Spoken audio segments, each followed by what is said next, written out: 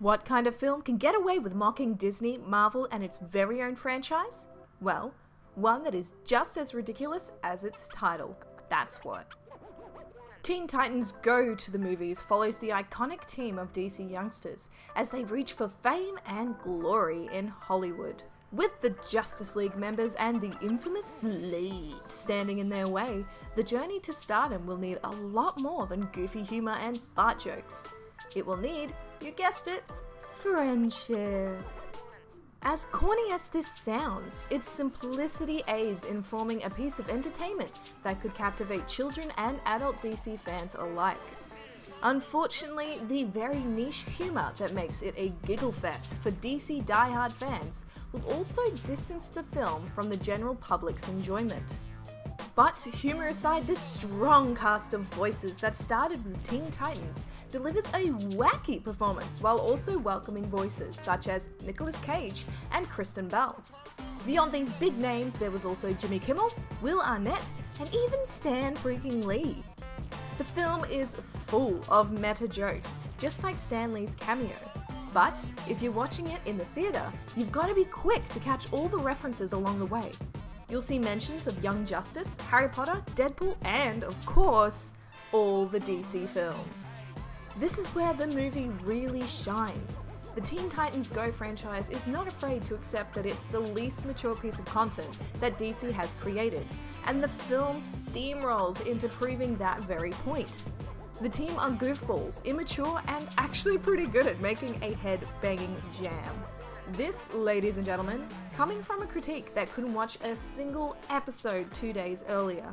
The film definitely starts with an epic kick, but one that doesn't follow through to the second half.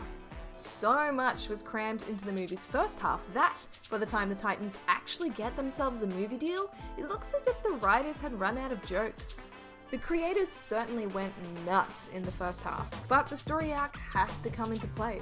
It's just unfortunate that the story smothered the rolling punches of humor from the first half. The villain was easy to predict, as was their plot, but with the DC Universe streaming service being released just shortly, the villain's evil plan certainly makes me think twice before purchasing a subscription. Beyond the film itself, there was a sneak peek into what fans of DC superhero girls can expect from the Cartoon Network update. The redesigned art of the internet sensation was vastly different from the smooth style that fans have come to love. And after the fan outrage over the redesign, I was starting to feel that DC may have made another media blunder. But with a story and art similar to Super Best Friends Forever, this sneak peek was a quick and fun way to warm up the audience for the Teen Titans' crazy adventure. It also doesn't hurt that the story starred Batgirl. For fans of the original Teen Titans animated series, I cannot recommend this film enough. Understandably, you might be hesitant to watch the whole film for the secret credit scene, but it will certainly give you hope. Let's just say it looks like WB are holding true to Tara Strong's Twitter promise.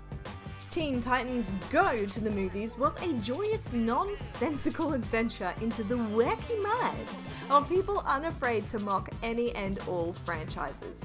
The humor went beyond everyday B-grade fart jokes and even made a very inspiring soundtrack. Its multitude of DC references will work both in and against its favour depending on the audience's knowledge of the franchise. Its biggest downfall will be its length and the lack of momentum in the film's second half. It definitely won't be a film for all, falling at 3 stars out of 5 for general audience goers, but the fun of spotting all the franchise references can take this film up to a 3.5 for the fans.